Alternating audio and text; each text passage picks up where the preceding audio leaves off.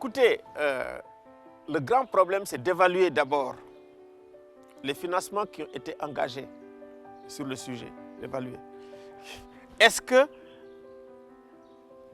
ces financements ont eu les effets escomptés? C'est-à-dire que si on finance, quand même, depuis 2008, ça existe. Si aujourd'hui nous avons les mêmes effets, ça veut dire tout de même que le temps est venu d'auditer où on met l'argent. Est-ce que l'argent est efficace quand on dépense des milliards dans les problèmes de sécurité, ou c'est plus efficace quand effectivement on donne des milliards pour permettre aux jeunes aujourd'hui de trouver des perspectives, mais de réfléchir aussi avec les États? Est-ce que aussi l'argent qu'on a donné, là où il faut que ça aille, c'est parti là-bas? Je pense que tout ça, il faut l'auditer. Donc, toute cette économie politique mérite aujourd'hui une évaluation, qu'on nous donne les résultats et une évaluation ensemble. Et effectivement, prendre acte du fait que les politiques qui ont été élaborées sur le sujet, que ce soit sur la pêche, que ce soit également sur, bien sûr, l'immigration, que ces politiques, vraiment, il faut prendre acte qu'ils ont échoué. Et il faut effectivement repenser les politiques aussi bien de la pêche que de l'immigration aujourd'hui. Quelle que soit la politique que nous devons faire vis-à-vis des entreprises, il faut que la question sociale soit posée. Et la question sociale est d'autant plus importante aujourd'hui que les injustices sociales, que les inégalités sociales dans nos sous-régions sont en train de produire des catastrophes. Tous les conflits que vous voyez, les conflits intercommunautaires, c'est souvent le résultat et des injustices sociales et des inégalités sociales. Dans notre sous-région, en Afrique de l'Ouest, d'après Oxfam America, c'est les régions où les inégalités sociales sont les plus profondes dans le monde. Et c'est venu très rapidement. Donc ça aussi, ça nous questionne. Et effectivement, l'impact justement de ces politiques d'injustice sociale, d'inégalité sociale, mais nous en voyons les impacts. Donc les conflits à n'en plus finir. Et également aussi une détérioration pratiquement de la situation politique un peu partout. De la violence un peu partout. Et effectivement du blues, les gens sont de plus en plus pessimistes.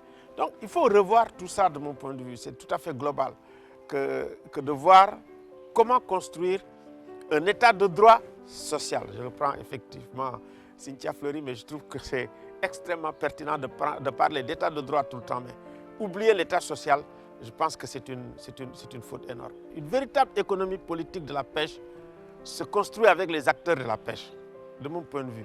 Il y a beaucoup de polémiques en ce moment. Et vous savez, c'était une bénédiction, la mer. Mais depuis quelque temps, c'est en train de devenir une malédiction, la mer, avec la montée des eaux, avec les catastrophes que nous voyons sur place, auxquelles nous sommes totalement impuissants. Et effectivement, de plus en plus, la rareté des ressources. Donc, il y a surpêche. Mais ça aussi, il faut le voir. Pas de repos biologique.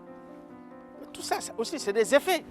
Il me semble que toutes ces questions-là, que ce soit les questions économiques et écologiques par rapport effectivement à ce que je dis, l'économie de la pêche, l'économie de la mer, il faut les évaluer ensemble. Je pense que le moment est venu par rapport aux catastrophes que nous subissons sur place, par rapport aux effets et la rareté des ressources, par rapport à la pollution de la mer que nous avons vécue. Parce que ces temps-ci, quand même, nous avons vu des pêcheurs avec des maladies tout à fait bizarres. Le plastique qu'il y a en mer, le désordre, je pense que tout cela, ça doit faire l'objet vraiment d'une évaluation collective globale. D'ailleurs, aujourd'hui, quand on parle de dialogue politique, on parle rarement de la mer.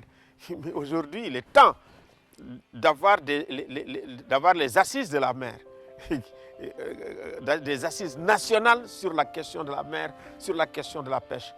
Parce qu'après, vous voyez, les gens sont obligés d'aller en Mauritanie, de se faire tirer dessus, alors que vraiment, nous avons de quoi nous nourrir avec tout ce que le bon Dieu nous a donné. Le problème, c'est la gouvernance de la mer de façon globale. Ça,